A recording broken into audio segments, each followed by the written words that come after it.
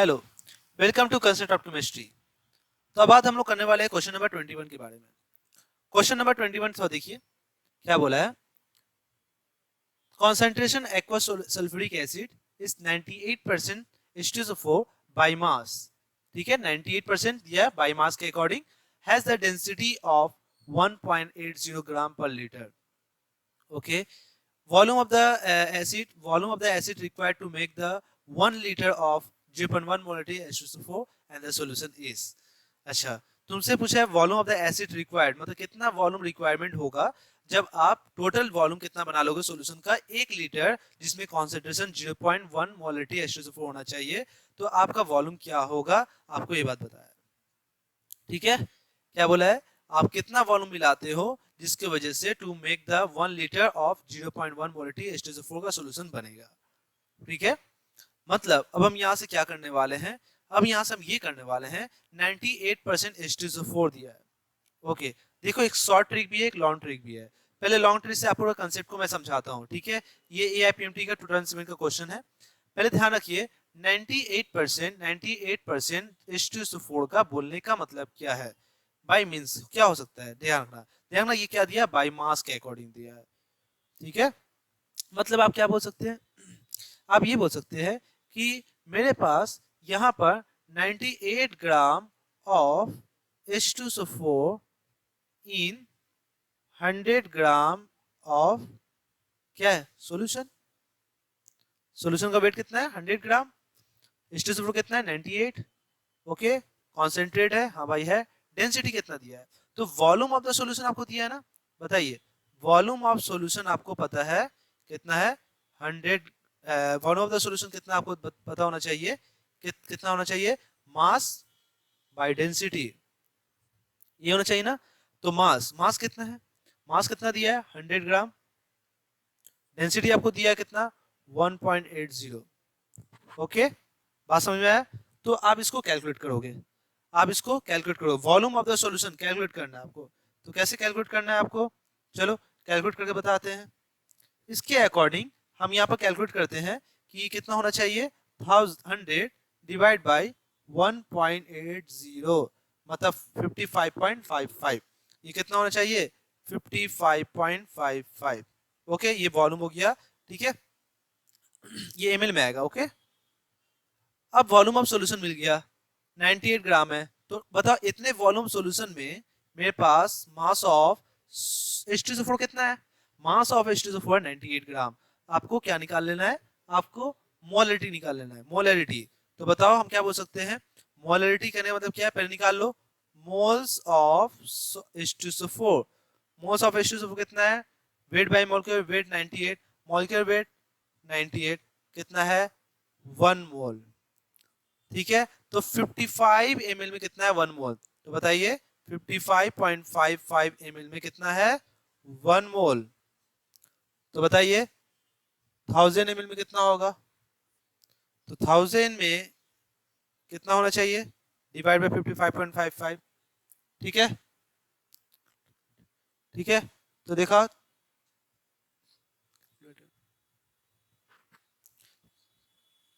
1000 divide by 55.55।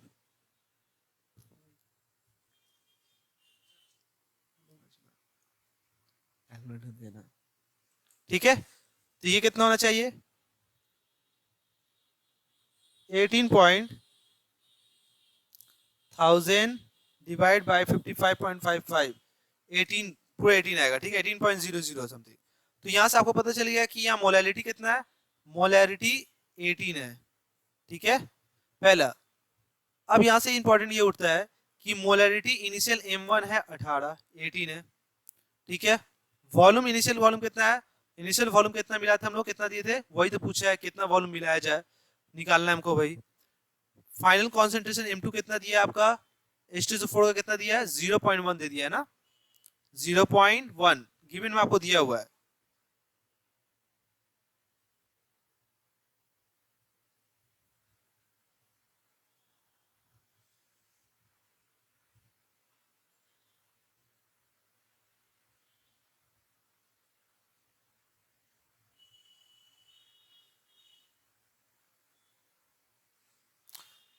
कितना दिया है 0.1 मोलरिटी दिया है, और वॉल्यूम दिया हुआ है तुमको, ठीक है। The volume is required the 1 litre of, 1 litre, volume two कितना दिया है 1 लीटर। तो आपको सबसे पहले एक फॉर्मूला लगाना होगा, मगर ध्यान रखिए नॉर्मलिटी निकालकर।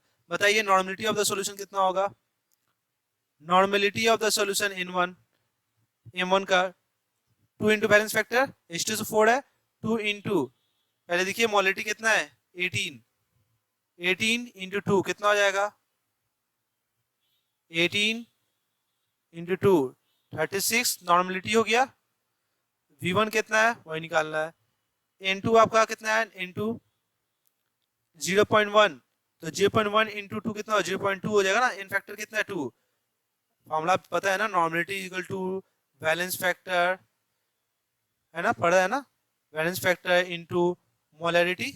बैलेंस फैक्टर कितना H2SO4 का होता है, H2SO4 का बैलेंस फैक्टर होता है 2, क्योंकि 2H प्लस टूटता है ना। ओके, N2 कितना दिया है 0.1 इंटू 0.1 इंटू 2 कितना होगा 0.2, तो वॉल्यूम कितना है, वॉल्यूम 2 कितना है आपका, वॉल्यूम 2 है आपका 1 लीटर, 1 लीटर मतलब 1000 ml, ml में पूछा है ना 1000 ml। चलिए तो निकाल लीजिए N1 V1 is equal to N2 V2। N1 कितना है 36, V1 निकालना है, N2 कितना है 0.2, वॉल्यूम कितना है 1000, तो बताइए V1 कितना होगा 0.2 इंटू 1000 डिवाइड 36, तो 0.2 इंटू 1000 डिवाइड बाय 36, तो 5.55 5.55 5.55। ओके, बात समझ में आया क्या बोल रहे। तो 21 का अगर ध्यान रखेंगे तो 5.55 डिसोसिएशन ऑफ द एसिड, देखिए ऑप्शन में मेरा क्या ml में दिया है 5.55, ऑप्शन डी 21 का डी आएगा। अच्छा, अब ये तो हुआ लॉन्ग क्वेश्चन के बेसिस पर, आप अगर बना सकते हैं, कंसेप्ट पूरा रेडी है यहाँ पर, ठीक है। बात में नॉर्मलिटी निकालने का डायरेक्ट में फॉर्मूला बता सकता हूँ, ठीक है। एक फॉर्मूला था, मैंने आपको बताया भी था कभी क्लास 11 में मैंने आपको बताया था, ठीक है। ये होता है wait percentage into density into 10 by में इक्विवेलेंट वेट, आपको बताया था। अगर आप डायरेक्ट निकाल सकते हैं तो बताइए 98% आपको दिया हुआ था, डेंसिटी आपको दिया था 1.8, 10 divide by equivalent weight H2SO4 कितना होता है, इक्विवेलेंट वेट ऑफ H2SO4 49 होता है ना। इक्विवेलेंट वेट ऑफ H2SO4 कैसे निकालेंगे, molecular weight 98 divide by n factor, है ना, बेसिसिटी कितना होता है 49, इसको सॉल्व करेंगे तो आएगा 36 नॉर्मलिटी डायरेक्ट। तो आपको पता हो गया N1 आपको पता है, ठीक है, N1 आपको पता है 36 निकल गया। V1 पता निकालना है आपको, N2 आपको पता है, कितना पता है 0.2, और V2 आपको 1000 ml, बस निकाल लीजिए N1 V1 is equal to N2 V2, यहाँ से आप V1 निकाल लीजिए N2 V2 बाय में N1, पास में 36 इंटू N2 कितना है आपका, सॉरी 0.2 इंटू 1000 डिवाइड में 36 करिएगा तो 5.55 आएगा। ओके, तो ये एक मेथड हुआ, तो एक डायरेक्ट फॉर्मूला के बेसिस पर भी यूज करके अप्लाई करके हम ये काम कर सकते थे। मतलब जो काम हम यहाँ पर ऐसे किए, डेंसिटी यूज किए, ये किए, ये करके ये पूरा लेके आए, ठीक है, इतना इतना जो काम किए वो चंद मिनट में, फिर इसके बाद नॉर्मलिटी भी निकाले बैक साइड में, यहाँ पर मैंने निकाला। तो ये डायरेक्ट आपका काम, ये जो टोटल जो कैलकुलेट यहाँ तक किए, ये डायरेक्ट काम आप एक टर्म में कर सकते हैं, जो कि मैंने आपको ये फॉर्मूला दिया। तो ये फॉर्मूला बहुत इंपॉर्टेंट है, ठीक है, तो इसको आप उतार लें। तो फटाफट पहले इसको उतार लीजिए, फिर इसके बाद इसको उतारिए, इसके बाद इसको उतारिए, एंड देन क्वेश्चन 22 में क्या बोला है, ड्यूरिंग द ऑस्मोसिस के दौरान ध्यान रखना क्या बोला है, flow of the water through the semi permeable membrane is, क्या होगा, देखो ये भी AIPMT का क्वेश्चन 2006 का क्वेश्चन है। ऑस्मोसिस के दौरान हम लोग क्या करते हैं, वाटर सॉल्वेंट जो है वो फ्लो करता है सेमी परमेबल मेम्ब्रेन से from the solution having the higher concentration only. अच्छा, ध्यान रखना low concentration to high concentration हमेशा क्या होता है फ्लो होता है, ठीक है। हमेशा मैंने आपको बताया ऑस्मोसिस जो होता है वो क्या होता है, from the low concentration to high concentration only. तो ऑप्शन मानना डी, इसमें कुछ समझने का नहीं है, थ्योरेटिकल बेस्ड प्रॉब्लम है, इसको आप उतार लीजिए। क्वेश्चन नंबर 23, क्वेश्चन नंबर 23 में क्या बोला है, the solution of the acetone in the ethanol. ध्यान रखना, एसीटोन है आपके पास, ये भी आपको क्वेश्चन कराया हुआ है मैंने, ये एसीटोन, और इसमें मेरा इथेनॉल डाले, इथेनॉल C2H5OH, ठीक है। ये कैसा डेविएशन शो करता है, पॉजिटिव, नेगेटिव या आइडियल सॉल्यूशन, ठीक है। आपको पता है अगर इथेनॉल है तो CH3 CH2OH और HOCH2CH3, ठीक है। ये होता है डेल्टा प्लस, ये डेल्टा नेगेटिव, ये डेल्टा प्लस, ये डेल्टा नेगेटिव। इसके बीच में कौन सा बॉन्ड बन रहा है, आपको पता है, हाइड्रोजन बॉन्डिंग, ये भी मैंने करवाया हुआ है। तो जितने सारे अल्कोहल है इसमें हाइड्रोजन बॉन्डिंग है, तो हाइड्रोजन बॉन्डिंग की वजह से क्या होता है, ये बहुत ही क्लोज रहते हैं, तो इनके बीच में इंटरमोलिकुलर फोर्स ऑफ अट्रैक्शन बहुत ही ज्यादा होता है, जिसकी वजह से इसका वोलेटाइल नेचर बहुत ही कम होता है, ठीक है। और जैसे तुमने एसीटोन लाया, तो एसीटोन में तो हाइड्रोजन बॉन्डिंग होता नहीं है, जनरली क्या करता है, बीच में इंसर्ट हो जाता है, इनके बॉन्ड को तोड़ने की कोशिश में करता है, जिसकी वजह से इनका बॉन्ड वीक हो जाता है, और सोल्यूशन जो फाइनल बनता है, जो कि अब यहाँ पर इथेनॉल एंड एसीटोन के बीच में जो सेपरेशन है वो बढ़ जाता है, जिसकी वजह से intermolecular force of attraction between the ethanol and the acetone बहुत ही वीक हो जाता है, जिसकी वजह से हम ये बात बोल सकते हैं कि इसमें वेपर प्रेशर क्या होता है, इसमें मोर वोलेटाइल नेचर हो जाता है, और वीक बॉन्ड होने की वजह से ये जल्दी से वेपर में कन्वर्ट हो जाता है, और जिसकी वजह से वेपर प्रेशर हमको ज्यादा मिलता है। तो हम यहाँ पर बोल सकते हैं, यहाँ पर कौन सा डेविएशन शो कर रहा है, यहाँ पर पॉजिटिव डेविएशन शो कर रहा है, कौन सा, पॉजिटिव डेविएशन। तो मैंने ये थ्योरी में आपको पढ़ाया था, जिसका intermolecular force of attraction weak हो जाए तो वो पॉजिटिव डेविएशन शो करता है, जो कि ग्राफ मैंने आपको समझाया भी था, पॉजिटिव डेविएशन का ग्राफ जो होता है वो कैसा होता है, ऐसा होता है ना, मैंने बताया था ना आपको इस टाइप का, ठीक है। तो फिलहाल आप इसको नोट कर ले, ये शायद आपको समझ में आ गया होगा, ठीक। 24, 24 में ध्यान रखिए क्या बोला है, ये भी बहुत इजी है, ठीक है। 1 gram of the non electrolyte solute, जिसका मॉलिक्यूलर मास दिया है 250 ग्राम पर मोल, was dissolved in 51.2 gram of the benzene. तो मतलब आपको वेट ऑफ सॉल्यूट दिया है, नॉन इलेक्ट्रोलाइट है 1 ग्राम, वेट ऑफ बेंजीन जो कि सॉल्वेंट के तौर पर है वो कितना है, 51.2 ग्राम, ठीक है। और मॉलिक्यूलर मास अगर दे दिया, देखो मॉलिक्यूलर मास कितना दे दिया है, 250 ग्राम, ठीक है। केएफ का वैल्यू आपको दे दिया है 5.12, तो freezing point of the benzene क्या होगा, विल बी लोवर्ड बाय, ठीक है, the freezing point of the benzene will be lowered by, okay. तो फिलहाल हम लोग ये जानते हैं, हम लोग ये बात जानते हैं क्या, कि मोलैलिटी अगर बात करते हो, मोलैलिटी निकालना बहुत इंपॉर्टेंट है, पहले मोलैलिटी निकाल लेते हैं। मोलैलिटी इक्वल टू क्या होता है, वेट ऑफ बी बाय में 1000 into 1000, molecular weight of B solute into weight of A solvent. Weight of B कितना, सॉल्यूट का वेट कितना है 1 gram 1000 divided molecular weight of B, अच्छा मॉलिक्यूलर वेट आपको दिया 250 और वेट ऑफ सॉल्वेंट दिया है 51.2। इसको सॉल्व करिएगा पूरा तो शायद आना चाहिए, मैं सॉल्व कर लेता हूँ एक बार, 1000 divide by 250, 1000 divide by 250 divide by 5.12, 0.781, 0.781। मतलब आप अगर मोलैलिटी को अगर निकाल रहे हो तो मोलैलिटी यहां से डायरेक्ट कैलकुलेशन करके आएगा 0.78125, एग्जैक्ट, एग्जैक्ट आएगा, कितना आएगा 0.78125, ओके। ये आ गया आपका मोलैलिटी। तब जब आपका मोलैलिटी आ गया है तो आपसे पूछा क्या है, फ्रीजिंग पॉइंट बेंजीन का, ठीक है ना, तो डेल्टा टी बी निकाल लीजिए, डेल्टा टी एफ सॉरी, के एफ इंटू मोलैलिटी। के एफ आपको पता है कितना दिया, के एफ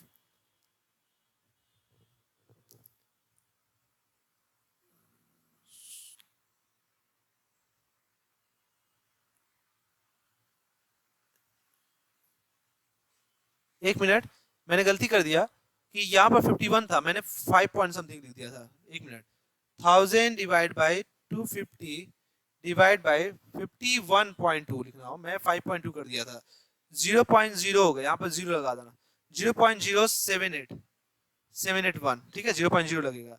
अब देखो मोलरिटी मैंने निकाल लिया, केएफ का वैल्यू कितना है 5.12 और मोलरिटी क्या है 0.0781। तो ये अगर आप कैलकुलेट करते हो, ठीक है, तो आएगा 0.4, ठीक है।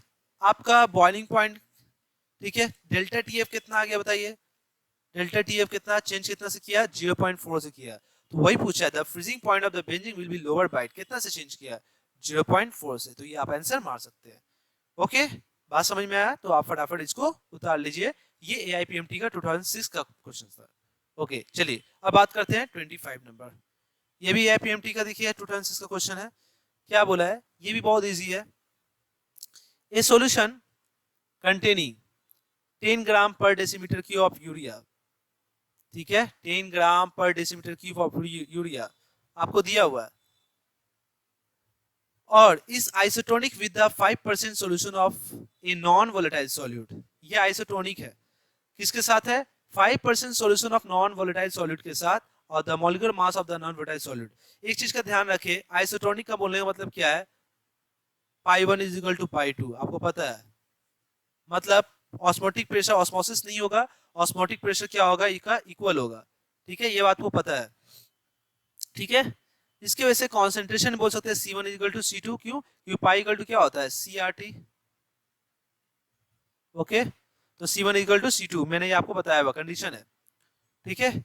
तो अब इस केस के बेसिस पर मैंने पहले यूरिया का निकालना है, यूरिया आइसोटोनिक है दूसरे सॉल्यूशन से, ठीक है, पहले काम करना है यूरिया का निकालना है। यूरिया का एक काम करते हैं, कॉन्सेंट्रेशन पहले निकाल लेते हैं, ठीक है, क्योंकि कॉन्सेंट्रेशन दोनों को बराबर कर देना है। ये आपका देखिए 10 ग्राम पर डेसीमीटर क्यूब दिया हुआ है, तो एक काम करना है 10 ग्राम ग्राम के फॉर्म में दिया है, हम उसको कन्वर्ट करेंगे मॉलिक्यूलर वेट से डिवाइड कर देंगे, तो वो मेरा कॉन्सेंट्रेशन आ जाएगा, आ जाना चाहिए ना कॉन्सेंट्रेशन। मान लीजिए मेरा जो कॉन्सेंट्रेशन जो दिया हुआ है, हम बोल सकते हैं कि यूरिया का मॉलिक्यूलर मास कितना होता है, बताइए, यूरिया का मॉलिक्यूलर मास होता है 60। यूरिया का मॉलिक्यूलर मास कितना होता है, तो मॉलिक्यूलर मास ऑफ यूरिया कितना होता है 60 होता है। और हम ऐसा मान लिए यहाँ पर कि मेरा वेट कितना दिया है, वेट ऑफ अगर बात करते हो यूरिया कितना कितना उसमें है 10 ग्राम, तो 10 ग्राम अगर वेट तुमको दिया हुआ है, ठीक है, पर डेसीमीटर क्यूब, पर डेसीमीटर की कॉन्सेंट्रेशन निकालना है, ठीक है, स्ट्रेंथ दिया हुआ है बोल सकते हो, तो एक काम करना, हमको मोलैलिटी निकालना है, ये कॉन्सेंट्रेशन निकाल लो, concentration is equal to weight by में मॉलिक्यूलर वेट, मॉलिक्यूलर वेट 60, तो कितना आ गया, कितना आ गया 1/6, 1/6 मोलैलिटी, क्योंकि ये डेसीमीटर क्यूब है ना, इसी डायरेक्ट कॉन्सेंट्रेशन में लिख सकता हूँ। ओके, अच्छा, अब मैं बात कर रहा हूँ मॉलिक्यूलर मास ऑफ द मेरा non volatile, molecular mass of non volatile, हमको लेट कर लिए स्मॉल ए में, कितना है स्मॉल ए, हमको नहीं पता, वही तो निकालना है। देखिए 5% H2SO4 है, 5% अगर मान लीजिए मेरा नॉन वोलेटाइल, नॉट H2SO4, 5% मेरे पास क्या है नॉन वोलेटाइल सॉल्यूट है। अगर 5% अगर बात करते हैं तो कहीं ना कहीं बोलते हैं 5% मतलब क्या, मास 50 ग्राम है, तो बताओ मेरे पास वेट है concentration equal to 50 gram, 50 molecular mass कितना है, मॉलिक्यूलर मास कितना है बताइए, मॉलिक्यूलर मास कितना है, हमको नहीं पता, स्मॉल एम, यही तो काउंट करना है, तो ये भी आपका निकल गया मोलैरिटी। अब बच्चे बोलते हैं सब परसेंटेज में दिया, आप कैसे काउंट कर लिए, तो क्या हम डेसीमीटर क्यों नहीं बोल सकते हैं, 5 ग्राम ऑफ नॉन वोलेटाइल इन कितना 100 डेसीमीटर क्यूब ले सकते हैं ना। तो इन केस हम डेसीमीटर क्यूब में काम कर सकते हैं, क्योंकि बराबर करेंगे तो कट ही जाएगा, इसीलिए मैं डायरेक्ट यहाँ से वेट ले लिया 5 ग्राम। तो ठीक है, जैसे मान लो एक काम करते हो, मैं इसको निकाल लेता हूँ, तो बताओ 100 ग्राम में कितना है 5 ग्राम, तो बताओ 1000 ग्राम 100 डेसीमीटर क्यूब है ना, सॉरी 100 डेसीमीटर क्यूब में, मास बाय वॉल्यूम मैंने ले लिया, तो बताओ 100 डेसीमीटर क्यूब में कितना है 5 ग्राम है नॉन वोलेटाइल, तो बताओ 1000 डेसीमीटर क्यूब में कितना होगा, तो 5 इंटू 1000 बाय में 100 कट जाएगा, तो कितना आएगा 50 ग्राम होना चाहिए ना, तो इसलिए मैं 50 लिखा, और डिवाइड बाय मॉलिक्यूलर मास, ठीक है, जैसे ये ग्राम का टाइम में था मैंने इसको ग्राम में कन्वर्ट कर लिया, तो मतलब बोल दिया मैं 50 ग्राम पर डेसीमीटर क्यूब। मोलकुलर मास से डिवाइड कर दिया तो ये कॉन्सेंट्रेशन 2 निकल गया। ठीक है, अब दोनों आइसोटोनिक है तो दोनों क्या है, C1 is equal to C2। तो बताओ 1/6 इज इक्वल टू 50 बाई में m, तो m यहाँ से कितना आ जाएगा 50 डिवाइड बाई 6। ठीक है, तो कितना आ जाएगा यहाँ से समथिंग 1 पॉइंट समथिंग कुछ ज्यादा होगा ना, मल्टीप्लाई हो जाएगा not divided, multiply m is equal to m is equal to 50 into 6, ये आ जाएगा 300। ठीक है, ग्राम पर मोल। ठीक है, तो 300 ग्राम पर मोल आपने 25 में टिक किया। तो AIPMT का 26 में 6 में ये आपको पता चलना चाहिए कि कौन कौन टाइप का क्वेश्चन आया है, ये आप फटाफट इसको नोट कर लीजिए। ये बात आपको समझना इंपॉर्टेंट है। ठीक है, मैंने मास बाय वॉल्यूम के टर्म में ले लिया, मास बाय वॉल्यूम के टर्म में। ओके।